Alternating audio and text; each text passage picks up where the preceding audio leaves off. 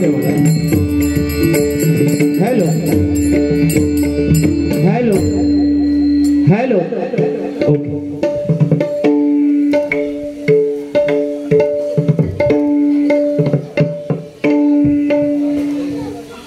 Hello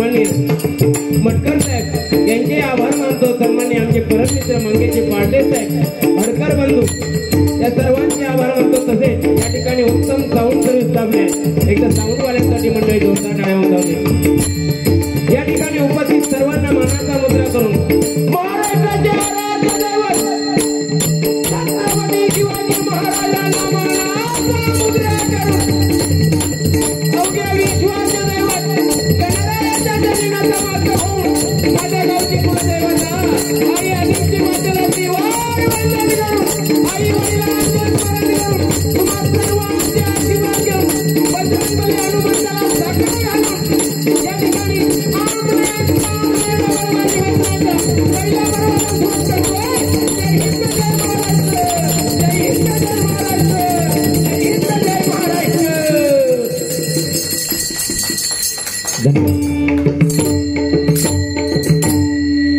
काही समजले आमच्याकडे केस नसले ना तर तुमच्यावर मी केस करू शकतोय. बाकी बरं आहे ना? काढते कांदा कसा याच्या भजन प्रसन्नता करूया. गर्दी नसली ना तरी हत्ते दर्दी बघा, म्हणजे खरोखर बरं वाटलं. नाही तर 500 पब्लिक असतं, कोण टाळ्या वाजवत ना असे बसलेले असतात. म्हणजे कार्यक्रमात गेलेले ती कशा त्या समजत नाही. पण तुम्ही आज 10-15 जण आहात, पण तुमच्याकडे बघून ना आमका एवढे शेवटपर्यंत राहिले तरी बस झाले. काय माका चालते तुमका चालते नक्की का? त्यांचा प्रश्न पडलो आहे. मुवानी म्हणता 2 जैन भगवानची नावा दिल्या नाही, ह्या गडबड खायला आणला नाही म्हणतात. या वेगळाच आहे ना काय, या जनावरच वेगळा. आता बघा थोडा टाइम काय करीत. प्रथमतः ज्या कार्यासाठी आलोय त्या परमेश्वराचं नामस्मरण. कारण बघा खरोखरच लाख लाख आभार मानले पाहिजे. मुंबई सारख्या ठिकाणी गर्दीच्या दाटीच्या ठिकाणी आणि काही अडचणी असताना सुद्धा तुम्ही एवढा कार्यक्रम आयोजन करता. एकदम मंडळासाठी मंडळी जोरदार टाळ्या होऊन जाते. कारण आले किती गेले किती संपले भरारा, आले किती गेले किती संपले भरारा, कधी संपलं नाही संपू देणार नाही. हनुमान सेवा टंच दरारा, हनुमान सेवा टंच दरारा, हनुमान सेवा टंच दरारा. कारण किती आहेत त्याहीपेक्षा मुठभर मावळे घेऊन माझ्या छत्रपती शिवरायांनी स्वराज्याची निर्मिती केली होती. आणि आज या ठिकाणी त्या स्वराज्याची निर्मिती खरोखर आठवण होते की एवढे जण मिळून सुद्धा हा मोठा कार्यक्रम करतात. काय बुवा बरोबर आहे की नाही? ते 500 असत काय कामाचे.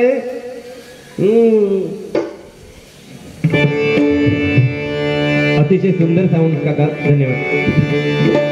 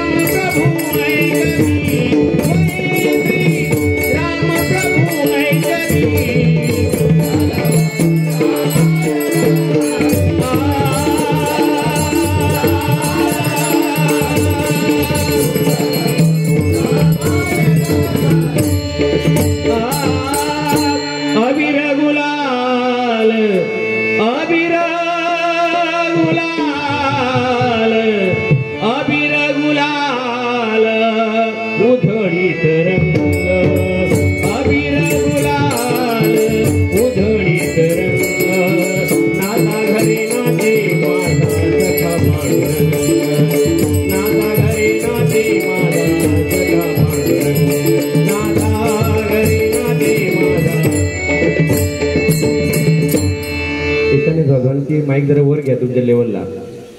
तुमची तोंडाची लेवल काय या असा होता कधीतरी इला असती.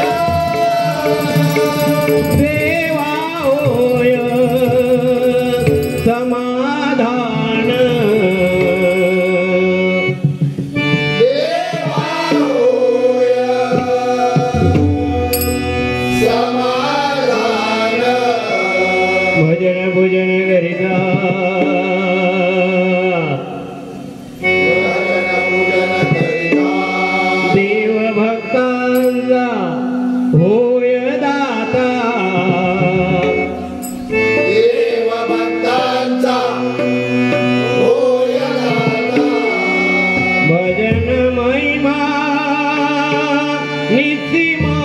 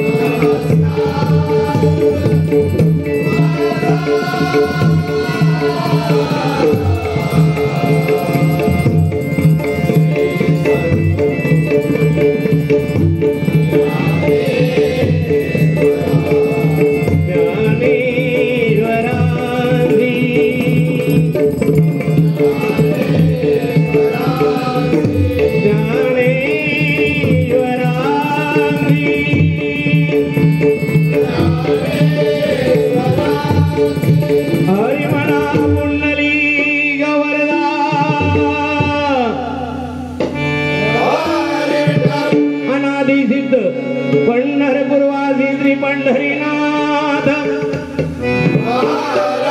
संत शिरोमणी ज्ञानराज ज्ञानेश्वर संत शिरोमणी श्री तुकाराम अवधूत चिंतन श्री गुरुदेव दत्त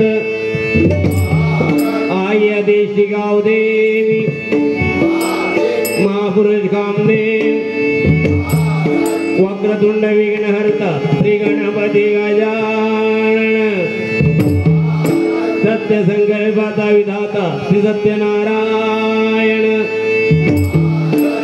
गोब्राह्मण प्रतिपालक परश्री माते समान मानणाऱ्या हिंदवी स्वराज्य संस्थापक छत्रपती शिवाजी महाराजांचा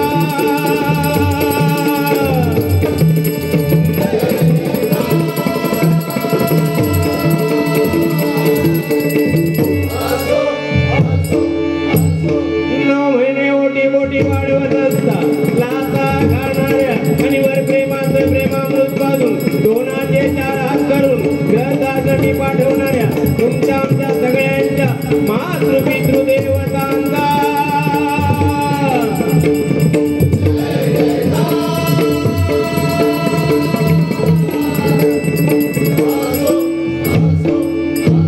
सुप्रसिद्ध भजनकार गुरुवर्य श्रीमान भगवान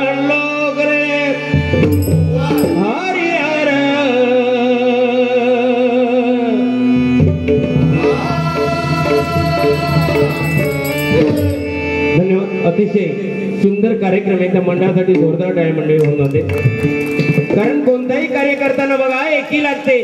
कारण बघा एक हिर असला तर तो कचरा साफ करू शकत नाही, पण तेच जर 25-30 हिर एकत्र बांधले तर त्याची झाडू बनते आणि आपण कचरा साफ करू शकतो. एकीला सलाम करतो. कारण बघा कालच मी डोंबिवली स्टेशनला उतरले आणि एक भैया द्राक्षा घेऊन बसलेलो. द्राक्षा घेऊन बसला. आता त्याने धंदे घेतला नाही, आपण काय फक्त घ्यायचा आणि खायचा याच झालाय. द्राक्षा घेऊन बसलेलो आणि एका टोपलीमध्ये सुटी द्राक्ष होती आणि बाजूला घड होती. तर मी म्हटलं ही सुटी द्राक्ष कशी? तर म्हणता 80 रुपये किलो साहब. आणि घडवाली तर म्हणता 120 रुपया. बोला ऐसा क्यों? बोलता हो गुच्छ से बंधा हुआ है ना, इसके लिए उसका कीमत ज्यादा है. म्हणजे जोपर्यंत आपण संघटित राहू तोपर्यंत आपली किंमत वाढणार आहे आणि तुमच्या मंडळाची किंमत वाढणार आहे. खरोखरच लाख लाख सलाम करतो या क्रीडा मंडळाला, वीर अभिमन्यू क्रीडा मंडळ आणि हनुमान सेवा ट्रस्ट. कारण रात्रीचा इतिहास चांदण्याने लिहिलाय बघा, रात्रीचा इतिहास कोणी लिहिलाय? चांदण्याने असं म्हटलं जातं की दिवस माणसाचा आहे आणि रात्र देवांची असते, म्हणून भजन रात्रीची होतात नाही का. रात्रीचा इतिहास चांदण्याने लिहिलाय, फुलांचा इतिहास काळ्याने लिहिलाय आणि या हनुमान सेवा ट्रस्ट आणि वीर हनुमान क्रीडा मंडळाचा इतिहास फक्त आणि फक्त कलाकाराने लिहिलाय, कलाकाराने लिहिलाय, कलाकाराने लिहिलाय. कारण बघा खरोखर तो बजरंगबली तुम्हाला पावल्याशिवाय राहणार नाही. कारण तुम्ही बघा आज या ठिकाणी वेगळा काहीतरी कार्यक्रम ठेवू शकला असता, पण भजन ठेवले, नामस्मरण ठेवलं. कारण देव फक्त भावाचा भुकेला आहे, भक्तीचा भुकेला, आणि ते तुम्ही जाणलं. बाकी काय नको आहे देवाला. कारण बघा प्रभू रामचंद्र वनवासाला गेले, प्रभू रामचंद्र वनवासाला गेले. एका भावाने काय केलं? प्रभू रामचंद्राच्या पादुका घेतल्याने 14 वर्ष खाली बसल्याने पादुका कुठे ठेवल्या? गादीवरती ठेवल्या. आणि एका भावाने काय केलं? 14 वर्षे आपल्या भाऊ रानवाणी फिरत होता, बिन पाणी बिन खाण्याविना. आणि आमचे भाव, तुमचे काय नाही आमचे काय, 4 गुंठे जमीन असली तर तलवारीने कोयते काढतात वाटण्यासाठी, नाही का. मी म्हणेन 2 वर्षापूर्वी जो कोरोना आला होता तो रामानेच पाठवला होता, प्रभू रामाने. कारण का बघा, प्रभू रामाने विचार केला 14 वर्ष मी वनवासाला गेलो, माझ्या भावाने मला सपोर्ट केला. होय, 14 वर्ष वनवासाला गेलो, माझ्या भावाने मला सपोर्ट केला. आता 14 दिवस तुमका क्वारंटाईन ठेवते, किती सपोर्ट करतात ते बघूया. अनुभव येईल की नाही सांगा. अहो घेतलं नाही गावाच्या बुतुराम का, असे जसे का आम्ही पाकिस्तानात नाही येईल, बाहेर नाही येईल असं वाटू लागलं त्यांना. ओ वेशी खय आम्ही गोट्यात राहिले, खय खय राहिले त्याचा पत्त्यात नाही. म्हणजे ही परिस्थिती त्यांचा जाऊन दे, हो भावांचा जाऊन दे, पण आपली सगळ्यात जवळची सोना पिल्लू म्हणणारी आपली बायको सुद्धा खिडकीतनं वाकून बघायचे, म्हणायचे पप्प्या बापा घेऊन जाता, पुढे जाऊ नको ना, 14 दिवस क्वारंटाईन होता लागत. म्हणजे आपलं आहे काय हो, काय नाही, हेच आपलं आहे नामस्मरण, हेच आपलं. जेवढा दिवस आनंदात जाणार ना तोच आपला आहे. आणि प्रत्येकाने हे ठरवलं पाहिजे आजचा दिवस शेवटचा आहे, उद्या झोपलेला माणूस उठत की नाही त्याची गॅरंटी नाही, होय की नाही. 40 वर्षामध्ये अटॅक यायला लागले आहेत. आणि खरोखर या यंग ब्रिगेडने या ठिकाणी कार्यक्रम ठेवला. परत एकदा तुम्हाला सलाम करतोय या ठिकाणी. बाकी भजनाच्या पद्धती म्हणून जाऊया. बाकीची काय या ती बायल माणूस आहे की बापी ते समाजचं तुमचं काय. आता ह्या तुमच्या जीवावर मी बोलते, तो माझी कशी करणार आहे. चिडचिड वर लागलो, कपाळ मोठा ना, मांग भरोसा ना.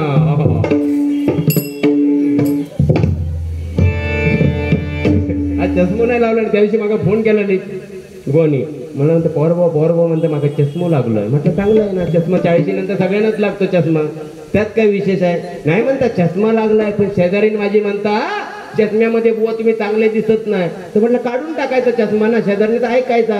नाही म्हणता काढून टाकला असता चष्मा, चष्मा काढून टाकला असता, पण चष्मा काढल्याने माका शेजारीन दिसत नाही म्हणतो. नाड इल्ल पो इडली डोसा सांबार उत्तप्पा. मजा करूया बुवा, तुमका काय बोलत त्या बोला बिंदा. हा मी काल मानगाव होतो, हे भांडुपला होतं. मी सकाळी 7:30 वाजता येईल, रात्री 3:30 वाजता येईल. झोप काय दोघांचा अजिबात नाही. आणि आमचा कसा झाला, आमच्या लक्ष्मी, घरची लक्ष्मी म्हणजे आमची माघारी. बक्षीस बिक्षीस चांगला येईल की जरा आमका म्हणजे चांगला तुपला करून घालतात. बक्षीस नाही पडलं की आमका घराकडे जाऊ नको, गेल्या गेल्या पेटी उडून बघतं.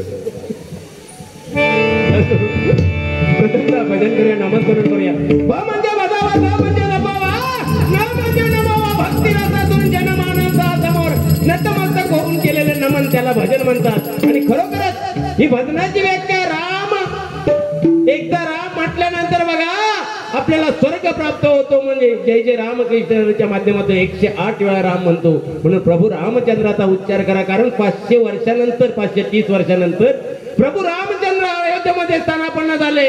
पण मी म्हणेन माझा राम कुठे गेला नव्हता, तो आत्माराम इथेच होता. आणि तो निघून गेला तर काय म्हणायची वेळ आता, हे राम म्हणजे हा राम आपल्याकडे कायम आहे. म्हणून खरोखरच त्या परमेश्वराची एकदा मंडळी जोरदार आभार मानूया की कोरोना सारख्या खडतर काळातून आज तुम्ही भजन ऐकताय, आम्ही भजन करतो. एकदा जोरदार परमेश्वरासाठी टाळ्या होऊन म्हणजे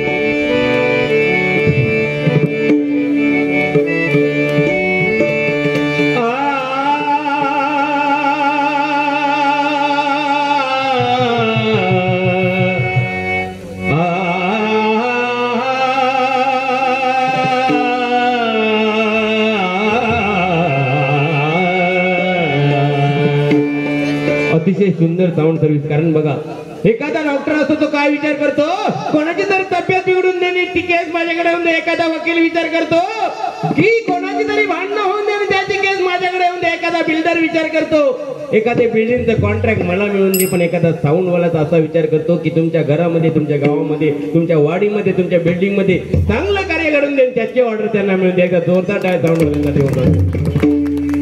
खायची गोष्ट नाही, घरातले मिक्सर खाट फूट खट्या एका बटना किती आहेत ते बघा.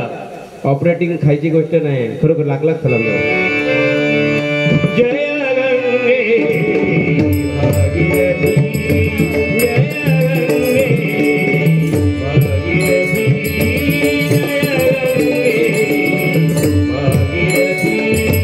जय गंगे भागीरथी,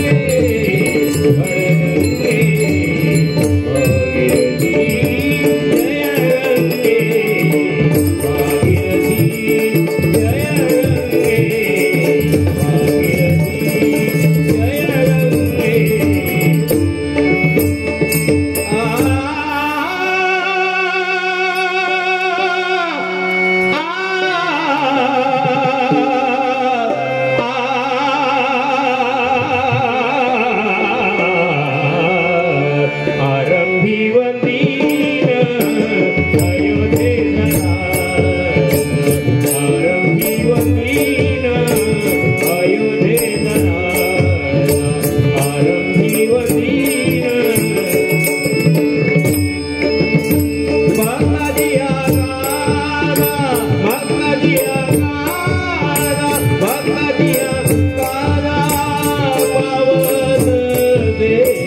हर गंगे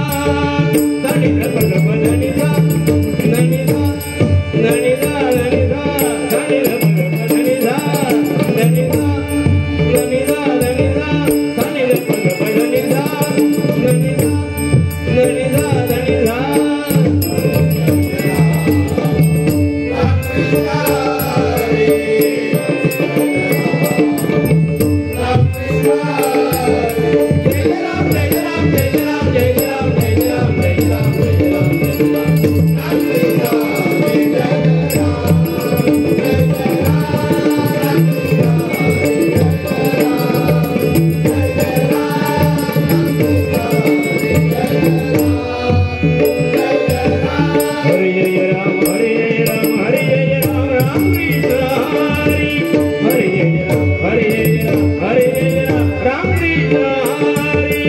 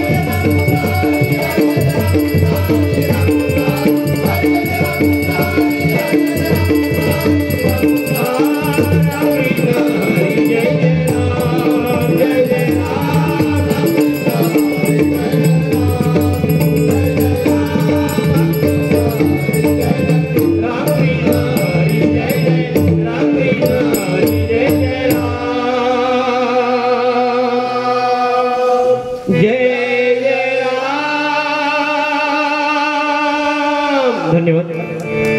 या ठिकाणी सलग घेऊया ना, रुपाचा आपण पण सलग घेतो.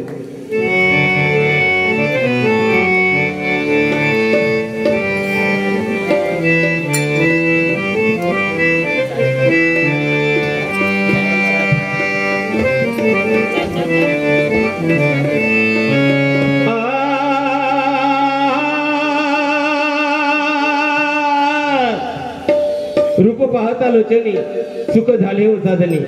जमानो मोबाईलचा आहे बघा. कारण मोबाईलमुळे जवळची माणसं लांब गेली पण लांबची माणसं जवळ आली. होय की नाही? बरोबर ना? कारण खरी परिस्थिती अशी आहे की जी गोडी एक 40 वर्षापूर्वी जीवनामध्ये होती ती गोडी निघून गेली आहे. माणूस जगायचा म्हणून जगतोय. प्रत्येकाच्या मनामध्ये खंत आहे. किती बरं वाटायचं गावाला गेल्यानंतर 4 माणसं येऊन विचारपूस करायची. बाबा कसं होत रे, पोरगी कशी आहेत, आई कशी आहे, बाबा कसे आहेत. आणि आज समोर ना गेलं तरी कोण विचारत नाही. म्हणजे किती माणूस पैशाने श्रीमंत झालाय पण विचाराने किती गरीब झालाय, ही आजची परिस्थिती आहे. आणि ह्या गरिबीच्या विचारामुळे आज काय होणार आहे, कलियुग आहे ना, कलियुगामध्ये माणूसच माणसाला खाणार आहे. एवढं 100% प्रत्येक घरामध्ये भांडणं असतात काही ना काही कारणावरून. कारण पहिलं कसं होतं, कुटुंब म्हटल्यानंतर किती 4 चुलते 4 चुलत्या 5 चुलत भाऊ 10-10, 20-20 माणसांचं कुटुंब असायचं नाही का. मुंबई सारख्या ठिकाणी तर माहिती आहे, गिरणी कामगार वगैरे. आणि आजकाल परिस्थिती अशी आहे, 600 स्क्वेअर फूटचा 1 BHK फ्लॅट असेल आणि त्याच्यामध्ये नवरा बायको आणि एक पपलो आणि त्याच्यात गावावरनं जर भाव इलो तर ती काय म्हणणार, हो भाऊजींना सांगा ना ऍडजस्ट करायला, इथे ऍडजस्ट होत नाही मला. अरे 600 स्क्वेअर फूट मध्ये तुम्हाला एक माणूस ऍडजस्ट होत नाही. माझ्या आजीने बाबांनी 10 बाय 10च्या रूम मध्ये 40-40 माणसं जपली होती त्या काळी. म्हणजे माणसाच्या घरामध्ये जागा कमी झाली नाही, मनामधली जागा कमी झाली. आणि ही पोकळी भरून निघू शकत नाही. त्याच्यासाठी एकच साधन म्हणजे परमेश्वराचं नामस्मरण. आणि खरोखरच तुम्ही हे परमेश्वराचं नामस्मरण करताय ना, लाख लाख सलाम करतो तुम्हाला. मोबाईलचा विषय इलो म्हणून सांगतोय. त्या दिवशी दुपारी 3 वाजता माका फोन इलो. आमच्या मी चाळीमध्येच राहते डोंबिवलीमध्ये. 3 वाजता फोन इलो की बोन म्हणता शेजाऱ्याचं दत्त्यानानाचं पोरगो म्हणता कमरेत वाकडो झालो. बस संडास मध्ये गेलो तर कमरेत वाकडो होऊन इलो नी हॉस्पिटलला घेऊन गेले दत्त्यानानाच्या पोरग्या. मी म्हटलं आता आपलं काहीतरी कर्तव्य आहे म्हणून धावत गेलो. डॉक्टरला पहिला फोन लावला. मला डॉक्टर म्हटलं दत्त्यानानाचा एकुलता एक मुलगा आहे, म्हटलं त्याला काही झालं नाही पाहिजे, पैसा लागेल तेवढा खर्च करणार, पण तो पोरगो वाचलो पाहिजे. आणि हॉस्पिटलला गेले, डॉक्टरला जाऊन विचारलं नक्की काय पोरग्याला झालंय. पण त्या बोन एवढा टेन्शन घ्यायचं काही गरज नाही, एवढं टेन्शन घ्यायची काय गरज नाही म्हणता. तो पोरगो बाथरूम मध्ये संडास मध्ये गेलो आणि PUBG गेम खेळत होतो. 1-1.5 तास PUBG खेळता कार्यक्रम आटपून झालो. कार्यक्रम आटपला आणि निघताना त्यानं काय केला, पॅन्टीचा बटन शर्ट टाकला आणि कमरेत वाकडं झालो. म्हणजे ही परिस्थिती आहे. त्या दिवशी एक माणूस बघा सहज विचारलं, बोन म्हणता तुम्ही सदान कदा असत असता, सदान कदा असत असता, रहस्य काय म्हटलं रहस्य तसा विशेष काय नाही म्हटला, बिंदास राहायचा म्हटला. कारण घरनीशी वाकडा तो खाय तुलीची लाकडा, मालवणी म्हण आहे आपली, बरं ना. त्यांना पटलं अगदी. घरनीशी वाकडा तो खाय तुलीची लाकडा म्हटला. घरनीशी चांगला राहायचा, काय ज्या काय बनवीत त्या चांगला म्हणायचा. संध्याकाळी घराकडे गेलो मी, घरनी त्याच्या माघारनी वांग्याची भाजी आणि चपाती वाढला आणि त्यानं चपाती मोडला आणि एक तुकडो वांग्याची भाजी घेतला, घास खाल्यासारखं केला, खाला आणि एक घास. त्याबरोबर माझी आठवण झाली. म्हणता गे लक्ष्मी, गेली 10 वर्ष म्हणता मी अशी भाजी खाल्ली नाही, 1 नंबर भाजी झाली. आमच्या त्या मायमाऊली वहिनी ओढणी कमरेक बांधला, ओढणी कमरेक बांधला आणि म्हणता गेली 10 वर्ष म्हणता तुमचं दौंदाळ काढतोय मी. कधी 2 प्रेमाचे शब्द नाही का, कधी गुलाबाचा फूल नाही, कधी साधो गजरो नाही. आणि आज म्हणता नेमका सिलेंडर संपला आणि शेजारणीकडनं भाजी आणली, ती तुमचं गोड लागली. म्हणजे असं घडत जातं का वैयक्तिक जीवनामध्ये. पण एकच सांगेन बघा, आजकाल मुंबई सारख्या ठिकाणी सगळ्यात जवळचा कोण असेल तो माझा शेजारी. एकदा शेजाऱ्यासाठी मंडळी जोरदार काय होणार. कोरोना सारख्या काळामध्ये भाऊ तिकडनं फोन करून विचारायची, येऊ कोवा की तू येऊ नको, तुझी वाटणी घे तिकडे काय ते गावाकडे, होय की नाही. पण माझं शेजारी किती भांडलो, पाणीवानं भांडणं होणार. भांडण हा देवाधिकांची भांडणं व्हायची. कारण पंढरपुरामध्ये आमच्या कदंबोनी गजेला सावळ्या हरी ऐकूया तरी काय झालं रुसायला, रकुमाई रुसली कोपऱ्यात बसली चल जाऊ पुसायला. म्हणजे विठ्ठल रकुमाईचं भांडण व्हायचं, तुमचं आमचं काय होणारच. पण किती भांडण झालं तरी आजाराच्या वेळी, संकटाच्या वेळी डोकावून विचारणारा माझा शेजारीचा असतो. शेजारी नसते विचारते दादा कसे आहे, ताई कशी आहे, होय की नाही. पण खरोखर शेजार धर्म पाळला पाहिजे. आणि शेजार धर्म हा सगळ्यात मोठा धर्म आहे मुंबई सारख्या ठिकाणी. म्हणून रूपाचा अभंग घेतोय, वेळेचा अभाव आहे. कारण गजराच्या माध्यमातून मनोरंजन फुलटू होणार. कारण हे बार भरून बसले, हे बरकंदारच. तुम्ही फक्त बार ओढात, तुमचं नाही कांडाप काढलं तर आज पवार आहे ना जाणारच नाही. बाकी बघा पिवळा सेम आहे, होय की नाही. शाळेत असल्यापासून असं उदाहरले नसतो, उदाहरणपणा करूची सवय. शाळेत मास्तराने उभं केला, मी मास्तराने उभं केल्यावर बेंचवर उभं राहिलो. Yes sir. मास्तर म्हणतो हे जनार्दन, काळ सांगायचा, काळ म्हणजे वर्तमान काळ, भविष्य काळ आणि भूतकाळ. सापा बोले ना, सापा चाले ना. तेव्हा केस लांब नव्हते, टकलू केलेला होता. उभे राहिले, बोटवर केलं नाही. मास्तर मास्तर तुम्ही म्हणताच त्या बराबर आहे म्हणता. चाप बोले ना, चापा चाले ना. बहुतेक म्हणतात चापो मेलेलो दिसताय. तेव्हा कांडप काढला नाही सरांनी. रूपाचा अभंग सादर करतो, कारण गजरामधून खूप मनोरंजन किंवा गाणी तुम्हाला ऐकायला मिळतील. तो वेळ मिळायला पाहिजे म्हणून आवडतं घेतोय.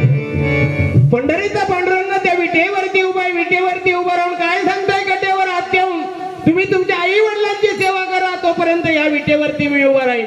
पुंडलिकाची वाट बघतोय. पुंडलिकाने काय सांगितलं होतं जेव्हा देव त्याच्या घरापर्यंत आला तेव्हा पुंडलिकाने काय सांगितलं होतं? बाबू, मराठी मीडियम ना, मग इंग्लिश मीडियम, मराठी मीडियम चांगलं. कारण इंग्लिश मीडियम बघा, ए फॉर ऍपल म्हणजे फळापासून चालू होता, होय की नाही, आणि झेड फॉर झेब्रा प्राण्यावर जाऊन थांबता.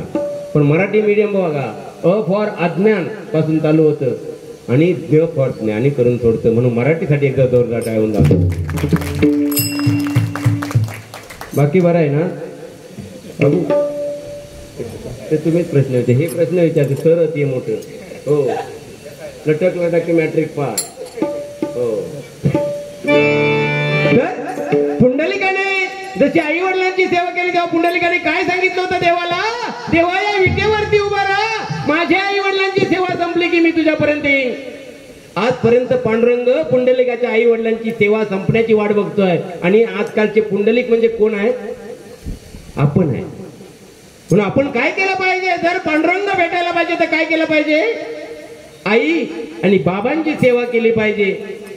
पण कलियुगामध्ये इल्ल डाळ भात लोणतानी कोण ऐकताय? कोणतं? 18 ते 20 वर्ष होईपर्यंत आहे आणि बाबा. एकदा 18 ते 20 वर्ष झाली, पंख फुटले की कोण आहे आणि कोण बाबा आहे? तू माझ्यासाठी काय केलं बाबा? तुम्ही माझ्यासाठी काय केलं? ही परिस्थिती आहे. आईने केलं ना, 9 महिने गर्भाचा गोळा पोटामध्ये वाढवला, नित्याची कामं केली, कोणती तक्रार केली नाही ती आई. आणि सणावाराला स्वतः फाटके कपडे घालून आपल्या मुलांना चांगले कपडे आणून देणारा तो बाप. आणि हे आई बाप ज्याला या कलियुगामध्ये कळले, आई बाप समजले, तोच या कलियुगामध्ये तरुण गेला. म्हणून परत एकदा सांगतोय की सगळ्यात श्रेष्ठ दैवत आता कलियुगामध्ये कोणतं असेल तर आई आणि बाबा. एकदा जोरदार टाळ्या आई वडिलांसाठी मंडळी होऊन जाते. धन्यवाद.